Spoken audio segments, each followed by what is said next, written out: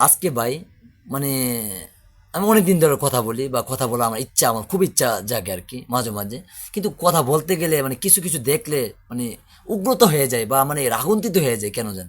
ঠিক আছে, আর যাক, যেটা বলতেছিলাম আর কি, আপনারা বলেন যে বাউল নাকি ফাউল, আমিও বলি বাউল মানে ফাউল। বললাম, বলে রাখলাম বা ধরে নিলাম বা ধরে নিলাম বা আমি নিজেই বললাম ফাউল। আচ্ছা ভাই, এটা একটা ফাউল ব্যক্তি ওনারা বা উনিরা। তো আপনারা তো ভালো বা আপনার তৌহিদ জনতারা, আপনারা সবাই তো ভালো, বাংলাদেশে সবাই ভালো।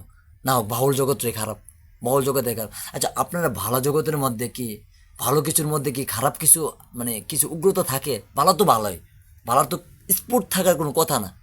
তো আপনারা একটা আজকে একটা বাউল রে ঠাকুরগাঁও কি করলেন ভাই? মানে মুরব্বী টাইপের আবার এয়ার টাইপের অনেক ফাউল, নাও ফাউল। আপনারা তো দেশের আইন মানেন বা দেশকে মানেন, তাহলে আইনটা মানলে ওনারা যখন ফাউলগিরি করছে আইনের হাতে তুলে দেন।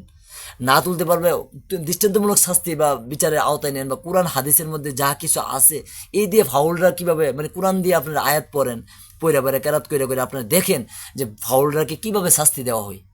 না আপনারা এগুলো না দেখে আপনারা উগ্রত রক্ত গরম হইয়া একটা ভাউলরে এইখান থেকে লাথি দেয় ভাই।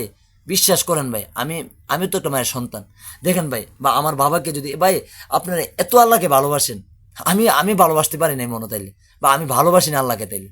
দেখেন, আপনার একটা মায়ের সন্তান হয়ে দেখেন আমার বাবার যদি মানে আমার বাবা একটা অন্যায় করে ফেলছে, বড় ধরনের অন্যায় করে ফেলছে, আপনারা যদি ভাই আমার বাবাকে বিশ্বাস করেন ভাই, মানে আমার বাবাকে যদি মানে কথা বলতে মানে চোখের মানে পানি রাখতে পারতেছি না ভাই, যদি আমার বাবাকে যদি আপনি এই মাথাতে লাথি দিয়ে ওই মাথাতে দেন, ঠিক আছে, মানে মানে ওই মাথাতে লাথি দিয়ে এই মাথাতে আনেন ভাই, মানে আমার কলজাটা মানে ঢেরুটা ছিঁড়ে যাবে ভাই। ঠিক আছে, বিশ্বাস করেন।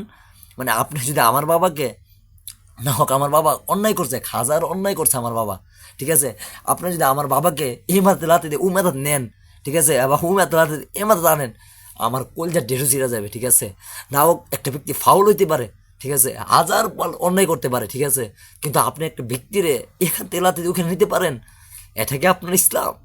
ঠিক আছে, মানে আপনার কতটুকু হায়াউলি এই কাজগুলো করতে পারেন? ঠিক আছে, আমি কিন্তু বাউলের পক্ষে নিয়ে কথা বলতে চাই না আজকে।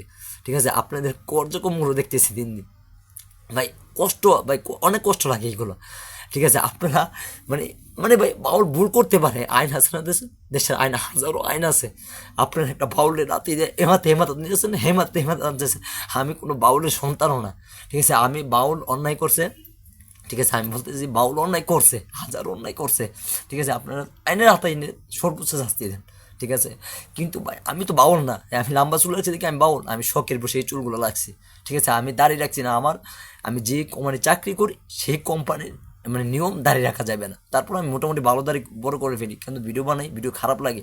ঠিক আছে, কবি ভাই খারাপ লেগে দাঁড়িয়ে রাখেন, না এটা না ভাই, আমি রাখতে পারি না। ঠিক আছে, তো আপনার এক একটা বাউলের লাথি দেয় দেয় কি দেশে আইন নেই? আইন আছে, অবশ্যই আছে। কেন আপনি বাবার সমান একটা মুরব্বীর লাথি দিবেন? কবে ভাই অন্যায় করছে? ভাই অন্যায় করে আইন আছে, আপনি কোরআন এবং ইজমা কিয়াস অনেক কিছু আছে, এদের ভিত্তিতে আপনারা বিচার করেন, করেন বিচার। আমার তো কোনো সমস্যা নেই, আমি তো কোনো বাউল না, আমি বাউলের ঘরে সন্তান না। আমার বাবা বাউল গানই বুঝে না, আমার বাবা কোনো কিছু বাউল সম্পর্কে জানে না, আমিও তো জানি না, বা কথা বলতে ইচ্ছে করে।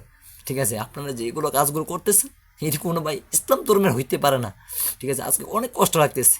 ঠিক আছে ভাই, দেশে আইন আছে, বাউল খারাপ হইতে পারে, আমি বলি বাউল ফাউল, বাট ইসলামের দৃষ্টিতে অনেক কিছু আছে, বিচার করেন। ইসলামে আছে, কিন্তু ইসলামে ভাই এই তো লাতিতে ওইখানে নেওয়া ইসলাম আমার মনে হয় না ইসলামে এরকম আছে কোনো কিছু। আমি জানি না, ইসলাম পড়তে পারি না, কিন্তু ইসলামে এরকম আছে আমি জানি না। ঠিক আছে, আজকে খুব কষ্ট লাগতেছে। ঠিক আছে, এক একটা বাউলের পিঠের মধ্যে লাথি মারতেছেন আপনারা ভাই। আমি তো কোনো বাউলের সন্তান হতো না, তো আমি কেন কান্না করতেছি? আমার বাবারও তো লাথি দিই না, কিন্তু আমি বলতেছি আজকে যদি আমার বাবা একটা অন্যায় করে ফেলতো, আমি আমার বাবাকে এভাবে লাথি দিতে আমি দিতে পারতাম না, বা আপনার বাবাকে আপনার পারলেন না এইভাবে লাথি দিতেন। ঠিক আছে ভাই, আমার আল্লাহকে নিয়ে অবমাননা করছে। ঠিক আছে, ইসলামের দৃষ্টিতে আইন যদি 2 বছরে দিয়ে থাকে 5 আরও আপনারা এই অন্যায়ের পরে আপনারা আইন পাস করেন, কইরা আপনারা 100 বছরের জেল দিয়ে দেন, যে আইন বড় ধরনের যে আল্লাহকে অবমাননা করলে 100 বছরের জেল হবে, এরকম কোনো কিছু করে দেন। তাতে তো কোনো আমার কষ্ট নেই, করে দেন।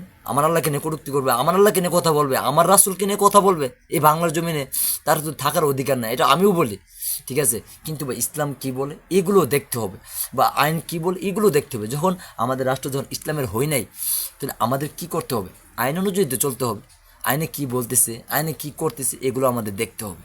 ঠিক আছে, যাই হোক ভাই, মানে কষ্টের ঠেলা কান্না আসছে আর কি। ভাই ক্ষমা করবেন যদি আল্লাহ মানে আমি যদি ওনাদের পক্ষে যদি ভুলও যেয়ে থাকি, আল্লাহ যেন আমাকে মাফ করে দেয়। আমি বলি যে যারা বাউল আছে, ঠিক আছে, যারা আছে মানে এরা যেন শুধরে আসে, যেন আল্লাহ যেন এদেরকে ক্ষমা করে দেয়, আর এরা যেন তৌবা করে, আর এরা যেন ইসলামের বাইরে কোনো কথা না বলে। আমি এইগুলো বলি বাউল জগতে যারা আছেন এদেরকে পায়ে হাত রেখে বলি, ভাই গান করেন যেটাই করেন, ঠিক আছে, আপনারা জগৎ নিয়ে থাকেন, বাট আল্লাহকে রাসূলকে অবমাননা করেন না, ঠিক আছে। আর আপনাদেরকে এই মায়ের দুর্গুলো সহ্য করার মতো না, ঠিক আছে। আমি ক্ষমা দিচ্ছি, দেখবো যদি আমি বাউলের পক্ষে চলে যাই, ঠিক আছে, আমাকে আল্লাহ রাস্তা আপনারা মাফ করে দেন, আল্লাহ যেন আমাকে মাফ করে দেয়। যারা আল্লাহকে নিয়ে কটূক্তি করবে এর জন্য শাস্তি হয় বাংলাদেশের জন্য, আমি চাই সর্বোচ্চ শাস্তি ওনাদের হক, ঠিক আছে।